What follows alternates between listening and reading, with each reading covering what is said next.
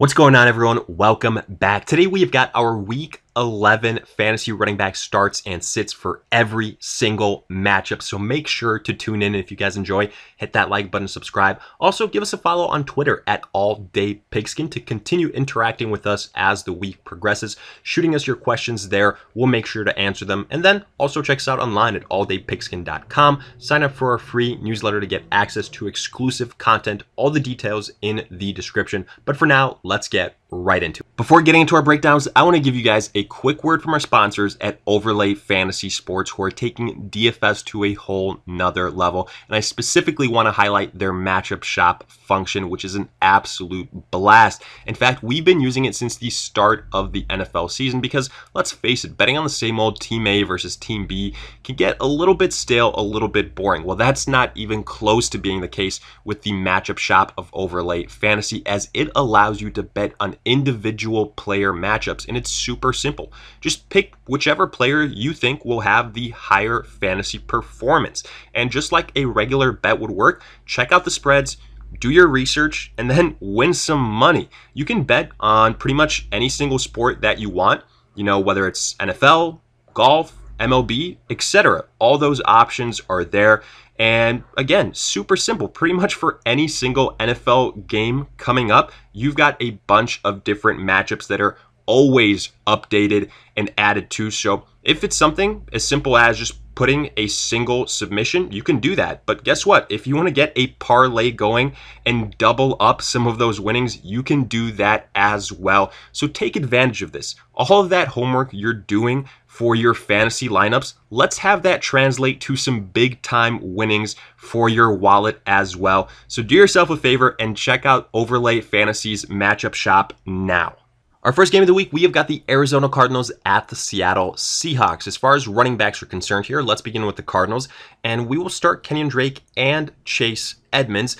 But look, we have to be honest with ourselves here. As far as the outlook for both of these rushers going forward, at best, we have to call them RB2s, and through no fault of their own. It's primarily because of what Kyler Murray at the quarterback position is doing on the ground, giving us flashes of Lamar Jackson from last year, which means he is capping the upside for these rushers in Drake and Edmonds incredibly so, not only in terms of rushing yards, but also rushing touchdowns.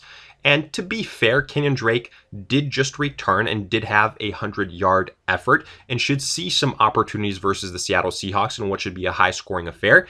And that's why we have him ranked higher than Chase Edmonds, probably as a mid-level RB2. While Edmonds, he's at best a low-end RB2, but he does make up a bit in terms of his ability as a pass catcher in those PPR type of formats. Probably a high-end RB3 in the way he goes into that next category would be with a touchdown, so definitely some risk there. While for Seattle, Chris Carson, Alex Collins, the two names to watch out for here. On a short week with a quick turnaround, Chris Carson did sit this last week. He is in danger of potentially missing this matchup as well, especially if Seattle wants to play it safe and have him for the end of the season healthy and reliable. So if he sits, then Alex Collins would be the guy that we trust compared to, let's say, DJ Dallas and Travis Homer, who we have as sits after what we saw this last week in terms of usage. And obviously, if Chris Carson plays, then he is the running back to start in this matchup, more so than Drake, more so than Edmonds, and obviously more so than all these other rushers for the Seattle Seahawks. Then we've got the Titans at the Ravens. You start Derrick Henry here. He's an RB1 on the week. Yes, it's not an ideal matchup, but Damian Harris for the New England Patriots just had a relatively successful outing versus the Ravens. I think Derrick Henry can definitely do the same, if not outmatch that. While for the Ravens, it is on the other side of the spectrum. You are sitting pretty much every single running back here, and I've said this since the start of the year. When Mark Ingram is back, and you've got J.K. Dobbins and Gus Edwards all getting involved, this is one of the worst backfields as far as fantasy is concerned. It's a running back by committee, and when you throw in the rushing ability of Lamar Jackson, it is one to avoid completely, so we are sitting all of these guys, plain and simple. Afterwards, Eagles at the Browns. Miles Sanders returned last week and had a nice outing. Could have been obviously much bigger, but he was vultured by the backup rushers here through no fault of his own, just the way it broke. But he's still an RB1. Don't panic. his upside here is great. While for the Cleveland Browns, Nick Chubb, also one of these big name running backs that returned last week, had a nice game as well. We said an RB1 in standard formats. That's the way it played out here. We see a similar type of situation in this matchup. While Kareem Hunt, he is in that low to mid-level RB2, specifically in PPR formats. But either way, both these guys, good starts. And then a sit for the Philadelphia Eagles. You see Boston Scott here. Now, maybe if you're someone that's just chasing points, you see the stat line for Boston Scott, that jumps out at you. But that was a lot due to just one big run. Miles Sanders dominated the opportunities in terms of volume and, percentage of opportunities. So for that reason, don't go chasing the points. Boston Scott is still a sit. Then we've got the Lions at the Panthers. And here, DeAndre Swift is a great start. He had a huge game this last week, and we anticipate it will continue. The guy could be a top 10 running back versus the Panthers, who were just gashed by Ronald Jones. They continue to have a suspect rush defense, and with Swift now having been named the starter, he has got RB1 appeal in this game. Then for the Panthers, this is a bit of a tough situation. Obviously, you don't see Christian McCaffrey's name here, and that's because right now he's considered week to week, so we really don't anticipate him to play in this game. Now, obviously, if he does, that's the biggest no-brainer. You start him. But if he doesn't, then you're looking at Mike Davis. But he got banged up versus the Bucks with a hand injury, and he did return, but I think that was more so due to necessity compared to anything else. So I wouldn't be shocked if he sits. If he plays, again, you start him because this is a great matchup and he will get a lot of volume. But if he doesn't, then I'm honestly sitting the Carolina rushers. The name that you might be looking at, maybe a Rodney Smith for them. He got some opportunities, but I really do think Curtis Samuel could get some opportunities here. And obviously, since he's a wide receiver, he wouldn't fall into this running back category. So something to keep an eye out for. And then Kerryon Johnson, Adrian Peterson for the Lions. They now kind of in that sit category with DeAndre Swift having earned the starting role. Then we got the Patriots at the Texans. We'll start Damian Harris, who, again, like we pointed out earlier, had a nice week versus the Ravens. And this Texans defense is absolutely god-awful. I view Damian Harris as a high-end RB2. And then even though James White had a very tough outing, I think he's got a similar type of upside to Kareem Hunt this week. I think Harris and James White could be the poor man's version of Nick Chubb and Kareem Hunt last week when they played the Texans. Just something to point out. I know White had a disappointing week, but the weather was absolutely awful in that Patriots-Baltimore game. I don't anticipate that to be the case here. So I do think in PPR formats, James White could be someone that has success as a low-end RB2, high-end RB3.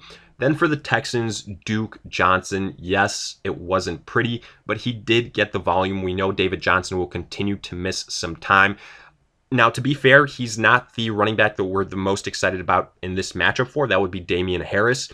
But just because the situation with bye weeks, some other bad matchups, Duke Johnson is probably someone you're going to start again as a low-end RB2. And then as far as sits, Rex Burkhead, yes, he's coming off a big week, but we think that's just one of those situations where he was beneficiary of 2 touchdowns. We don't anticipate that to be the case every single week. Too many running backs here. Damian Harris, James White, right now at the top of our pecking order, so we are passing on Burkhead.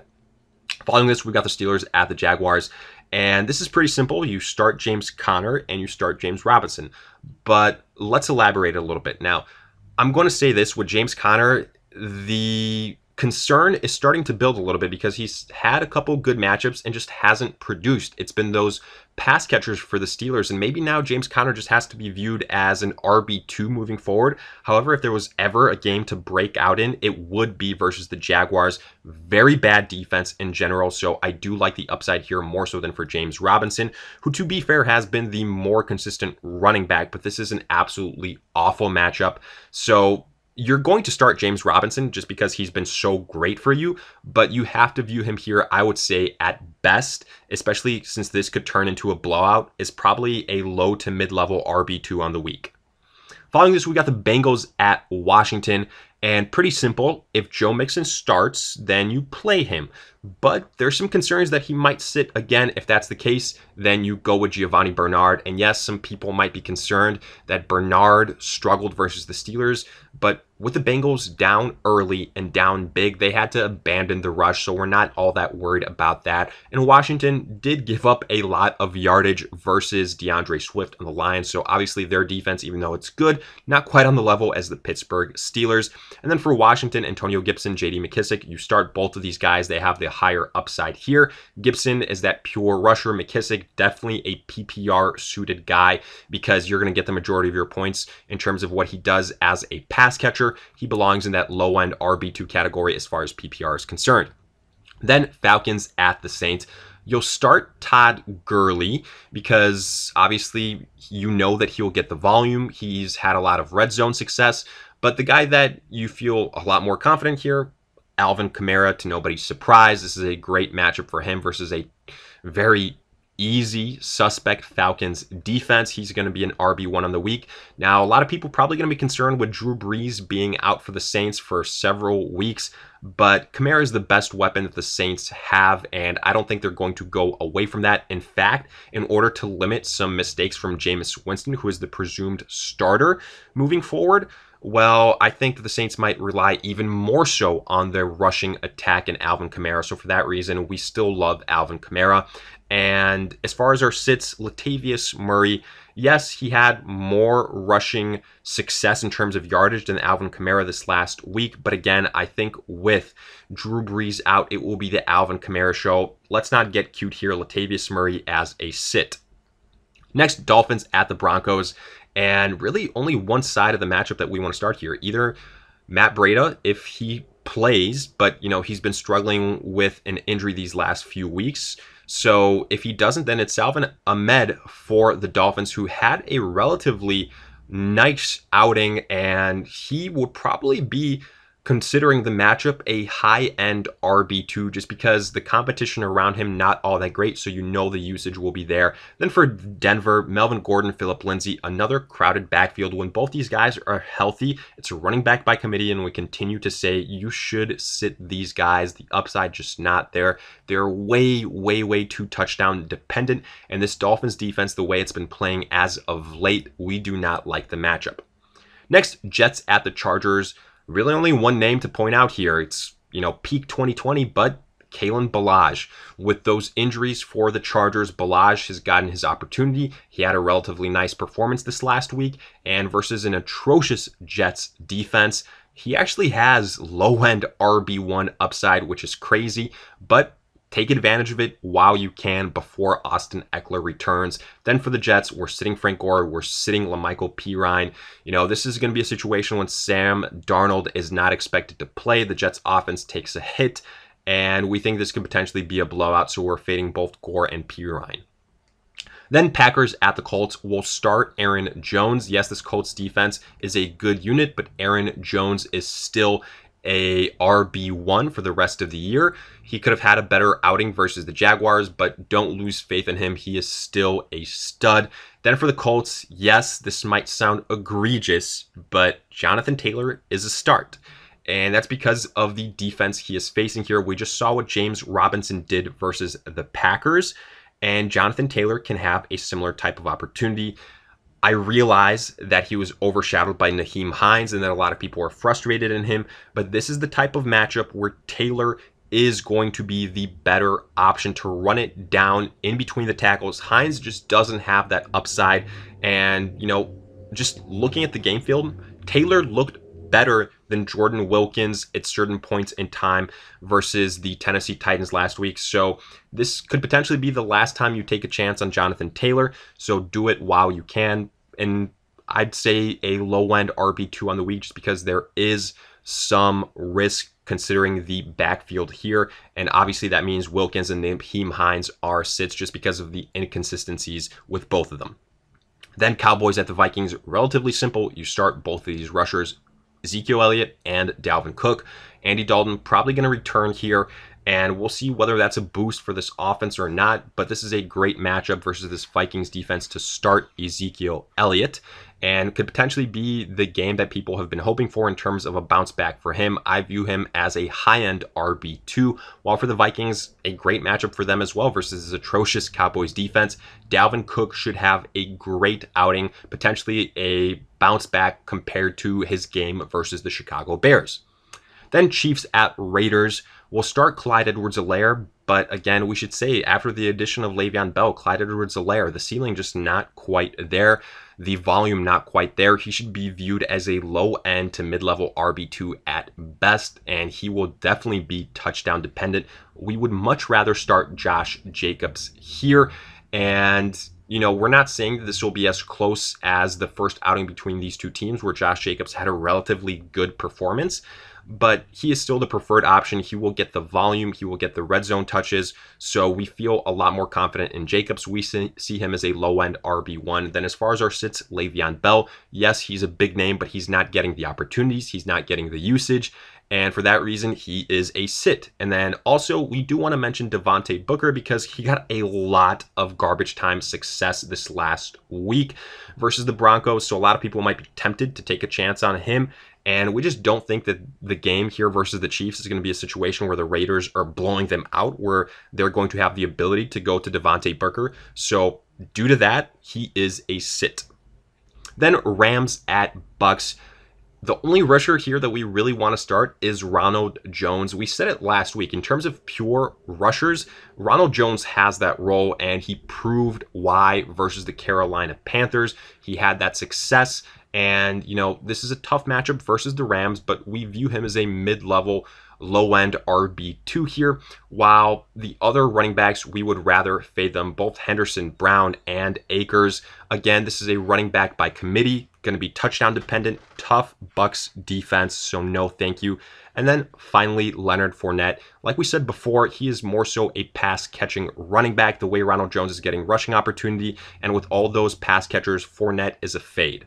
So with that, we wrap up this Week 11 running back start and sit breakdown. And as always, let us hear it in the comment section. Did you guys agree, disagree, along with any other start or sit questions you guys might have? We will do our best to answer them. And if you enjoyed, hit that like button, subscribe, and also give us a follow on Twitter at AllDayPigskin to continue interacting with us as the week progresses. Share your questions there as well. We'll make sure to answer them.